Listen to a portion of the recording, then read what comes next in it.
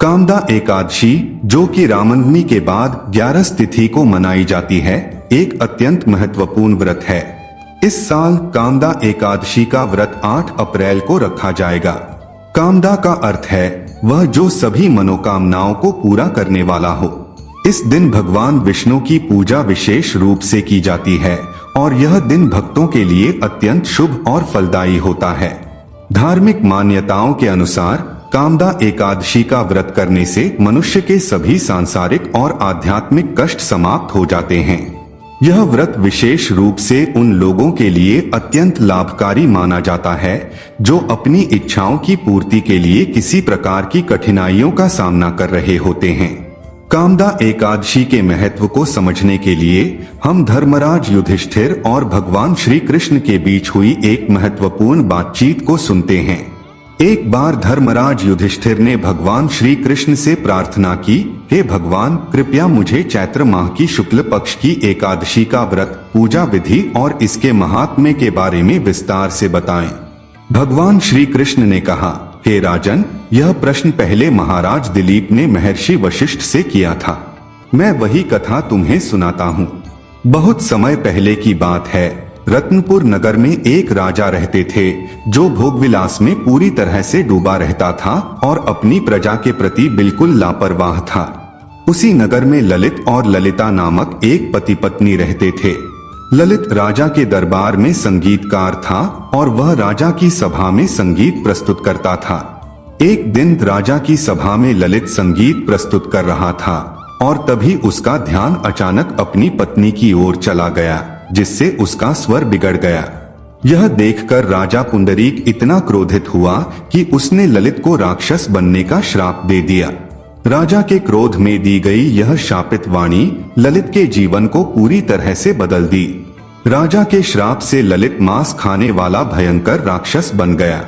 उसकी आकृति विशाल हो गई और वह अजीब रूप में जंगलों में भटकने लगा। ललिता अपने पति के साथ जंगल जंगल भटकने लगी, अत्यधिक दुख में थी। एक दिन वह विंध्याचल पर्वत पर पहुंची, जहां उसे श्रृंगी ऋषि मिले। उन्होंने ललिता से उसका हाल पूछा। ललिता ने कहा, ऋषिवर, मेरा नाम ललिता है और मेरे पति ललित को राजा पुंडरीक के श्राप से राक्षस बनना पड़ा है। कृपया मुझे इसका समाधान बताएं। ऋषि श्रृंगी ने कहा, गंधर्व कन्या, कामदा एकादशी का व्रत आ रहा है। यदि तुम इस व्रत को विधि पूर्वक करें और इसका पुण्य अपने पति को दे दो तो राजा पुंडरीक का श्राप समाप्त हो जाएगा और तुम्हारा पति फिर से सामान्य हो जाएगा। ललिता ने ऋषि की बात मानी और कामदा एकादशी का व्रत किया। व्रत के पुण्य से ललित का रूप बदल गया और वह पुनः सामान्य हो गया। यह चमत्कारी घटना यह सिद्ध करती है कि कामदा एकादशी का व्रत न केवल व्यक्तियों के शारीरिक और मानसिक कष्टों को दूर करता है, बल्कि यह आत्मिक शुद्धि भी प्रदान करता है। वशिष्ठ मुनि ने आगे कहा, हे राजन, इस व्रत को विधि पूर्वक करने से समस्त पापों का नाश हो जाता है। यह व्रत संसार में सबसे महान व्रत है। इसे करने से व्यक्ति को परम सुख और मोक्ष की प्राप्ति होती है।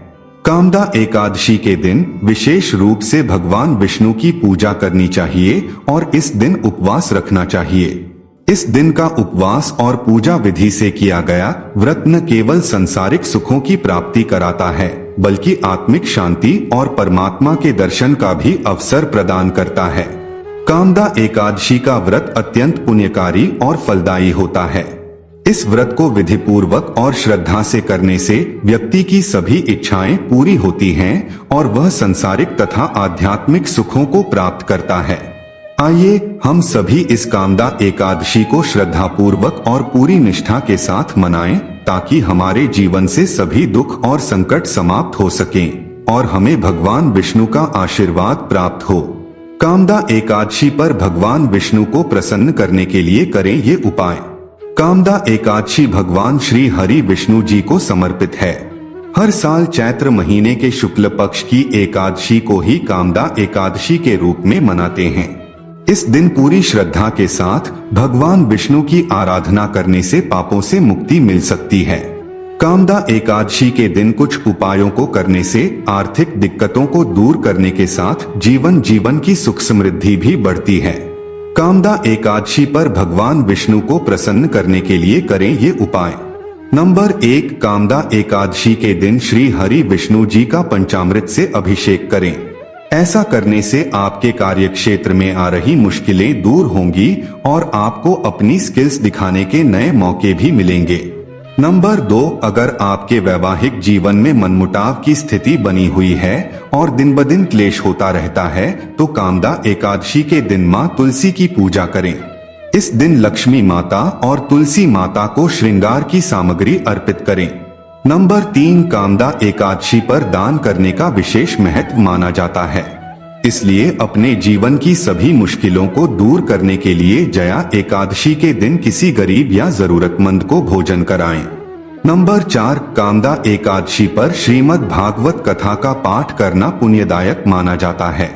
नंबर 5, अगर आप आर्थिक दिक्कतों से परेशान हैं तो कामदा एकादशी के दिन ब्रह्मा मुहूर्त में विष्णु भगवान की पूरी श्रद्धा के साथ विधिवत उपासना करें और एक पान के पत्ते में विष्णवे नमः लिखकर भगवान के चरणों में अर्पित कर दें। अगले दिन इस पत्ते को पीले रंग के कपड़े में लपेटकर तिजोरी में रख दें। नंबर 6, कामदा एकादशी के दिन पीपल के पेड़ के नीचे घी का दीपक जलाने और परिक्रमा करने से भगवान विष्णु के साथ साथ मां लक्ष्मी का आशीर्वाद भी मिलता है। ऐसा करने से घर की दरिद्रता दूर की जा सकती है।